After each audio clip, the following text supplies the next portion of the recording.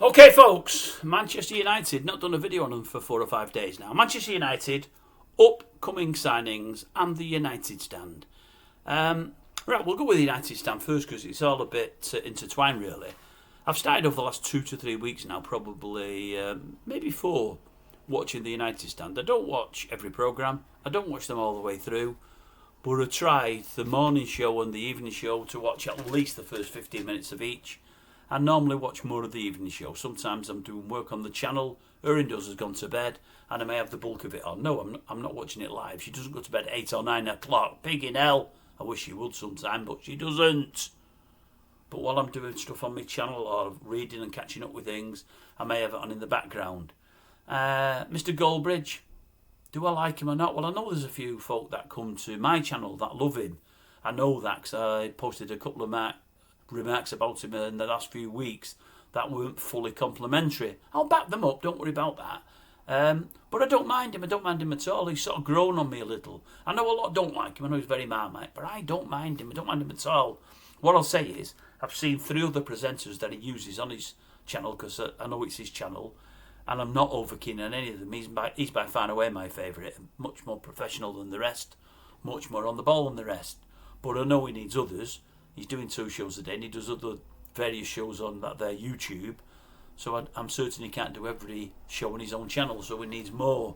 And I get that's why he's employed people, which is fair enough. And some of you may love them. But they've been talking over the last few days on the United stand of players and players they need.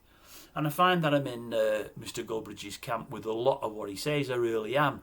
Back to knocking him in the past, I've not so much knocked him. I don't say I hate him and whatever else. I have said things like that. There's bits in his character, a bit Alan Partridge and David Brent, more so David Brent, and I stand by that.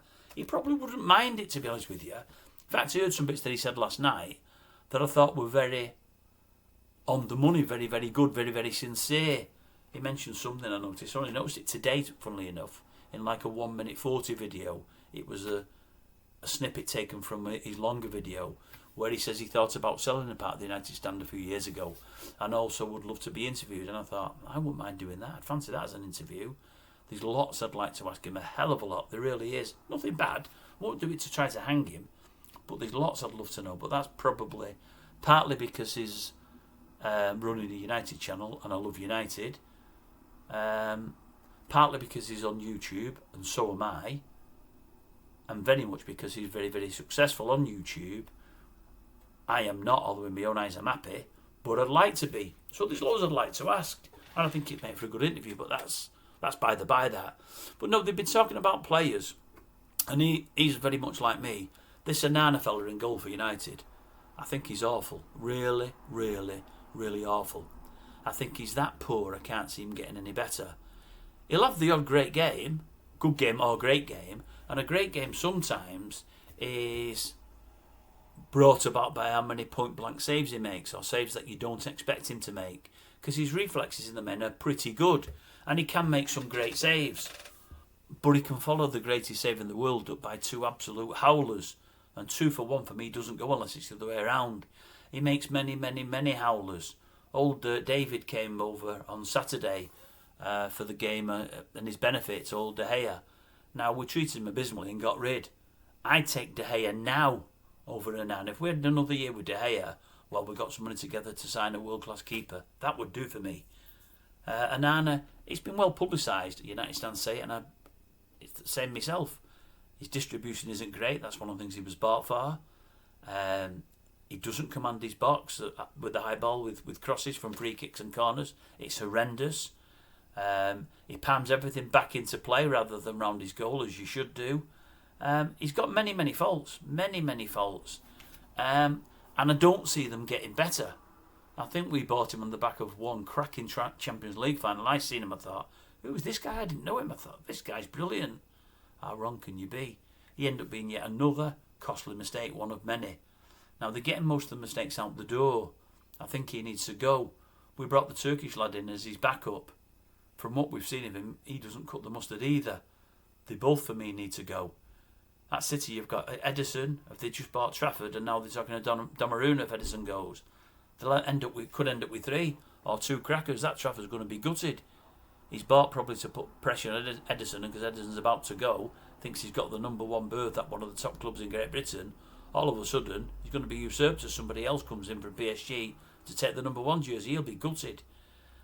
We need somebody badly. Now, I know United are after, is it Belieber? I've got to admit, folks, I don't know him. I'm hearing brilliant stuff about him on the TV and on YouTube. Friends are telling me great things about him. A couple of family members who watch loads of teams are telling me great things about him. Everybody's singing his name from the rooftop. Say he's a world beater or a world beater in the making. It's obvious we need him. It's obvious we need that kind of player in the engine room. There's no doubt about that. We've got some great midfielders. But playing with Bruno, if Bruno's being dropped back a little, we need more. And by all accounts, this fella can give it. And we need him. And I saw it came from nowhere. We might have to pay 80, 90, 100, 110 million. From what I'm hearing today, we're going to go all out for him, even at the expense of a goalkeeper. And he's needed, and he'll be a great signing by the looks of things. He's Premier League proven, which is good. His age is fantastic. You know, we'll get our money back and more for him when he goes to Real Madrid. No, I don't want him to, but that's the way things tend to go. So he ticks all boxes. But I'd ask this to anybody listening thus far. What do we need more, a goalkeeper or a centre mid? I think we need both. Do we go down that route, as they've mentioned, I think, on the United Centre last night? I think it was this morning. Do we not get Belieber, go for somebody a bit less money, and go for a goalkeeper, i.e. Martinez or this Donnarumma? I probably said that wrong. Do we get Belieber and put the goalkeeper off for a year? That seems to me the way we're looking. I think we need both. But if we're only going to get one, and again they did a poll on the United stand earlier today, I think 72 to 75% was in favour of Belieber and no goalkeeper, if that's how it had to be, and look at a goalkeeper further down the line. I'm in the opposite camp, folks, and let me tell you why. This Belieber, by all accounts, will be brilliant. It'll be fantastic. We've just gone through a season or two where we can't put the ball in the net. We're creating nothing, and our front line's not been good enough. Our finishing's been really, really, really poor. But we're playing with a centre forward who's got absolutely no confidence because he sees virtually nothing of the ball. He's being fed scraps, and I mean scraps. And when you're only given scraps, which might equate to one or two chances a game, sometimes not that, if you're not taking them and you don't take them for a few games, the pressure you're under is absolutely vast. When you're a young player as well, with a big contract there, a big signing on fee, it's hard work. And the players behind him probably weren't good enough. What we've got now is a guy that's only proven in the German league, but it's a harder league, not as hard as ours, but harder. He's proven internationally, but he's been scoring more goals over a longer period than Højlund.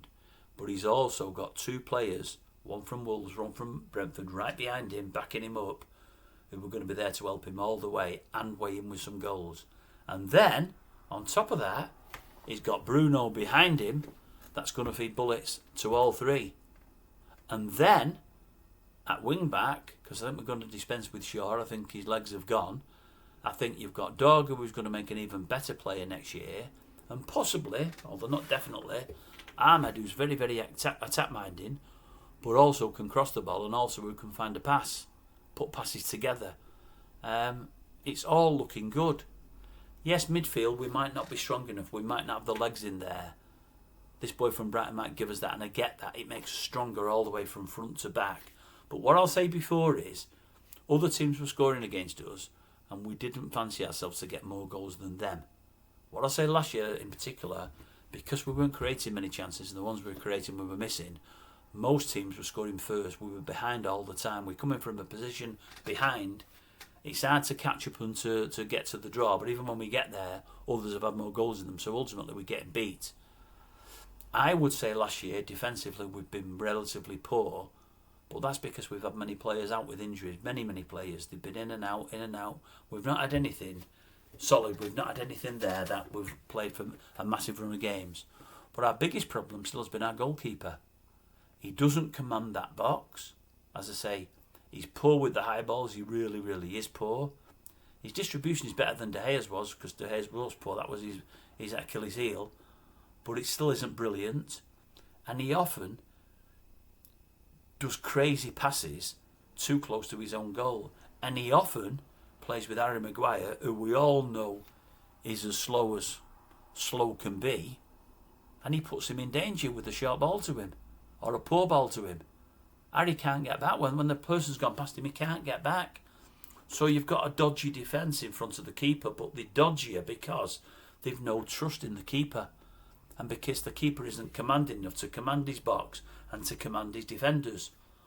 Put a better goalkeeper in there, and all of a sudden you've not only got a better goalkeeper, you've got a better defence. So yeah, the midfield without Belieber maybe isn't strong enough, and maybe some are going to run through us. But what I see is, with a stronger defence, you're going to keep the ball out more. You can always, if you want to, although it's not the new way, you can always, or not always, pretty regularly bypass the midfield, play long balls up to better class players up front who hopefully can get the ball, who can hold the ball up, and who can also run at folks, and who also, between the three of them, can score goals and can set one another up. That to me is the blueprint going forward. If it were me, and I'd love this Belieber from all I've read, and I do realise if we don't get him this year, probably lots will be after him next year, and we might really struggle. But I believe with the goalkeeper changed, I believe the whole defence can look one a hell of a lot better. A hell of a lot better. Can be a lot more solid, and the extra work that they're going to have to do because the midfield isn't doing its job, I think they can cope with it more. And I think up front, with a better defence and a better attack, for all the midfield to be slightly lacking, I do feel we'll do a hell of a lot better. I'd love them both, midfielder and goalkeeper. I'd love them both. But put a gun to my head and say who do I want first, I'd have a Nana out every day of every week. Do I want him to have a crap year? No. I think Mr. Goldberry said this morning, would he love it if he had a great season? Would he love it if he won best keeper in the Premier League? He said, of course he would. I'm the same. I'd love a Nana to prove me wrong. But all I look at is what I've seen thus far, and I don't see it at all. I really, really, really don't. I say when I watch people like a Nana, they've got the old goalkeeping trainers and whatever else. What are they doing? What are those trainers doing? It's like there's been many a time last year when the wing backs, the crossing's been abysmal, and I mean really abysmal. We create overlaps, we just bang the ball in the box, off and all the way over, so it goes over everybody's heads and out for dead balls or throw-ins. Why isn't anybody teaching these wing backs to put the ball into the penalty box on the penalty spot? Why isn't anybody teaching them to do that? Because that's what I'd be doing if I'm at United and I'm coaching and I'm a goalkeeper coach or whatever it may be. All I'm going to concentrate on with that goalkeeper is commanding his box, taking the my balls, and then also pushing the balls away around outside for corners. I'm going to say, what you keep palming it into the attacking players for? Every time you palm it back in, or virtually 50% of the time, they're going to score a goal. They're scoring goals. You're palming it back in and keeping the attack active. Send the ball dead. Send the ball dead, and then when the corner comes in, start commanding your box. And if they're not doing it, I'd be on to them all the time. I'd be falling out with them. I'd be risking getting sacked because that goalkeeper's going to hate me because I'm going to push and push and push him to start doing the right things. Same with these wing backs. I'm going to push and push and push them till they start putting quality crosses in. And if they can't do it, I'm going to say to old Ruben, these guys aren't good enough. They can't even cross the ball. You need to get wing backs that are proficient at, is that the word? I think it is, at crossing the ball. I'll love you and leave you. That's just my thoughts. But yeah, for me it'd be goalkeeper all the way. But I'd love both. I'd love this Belieber and a goalkeeper. That would be fantastic.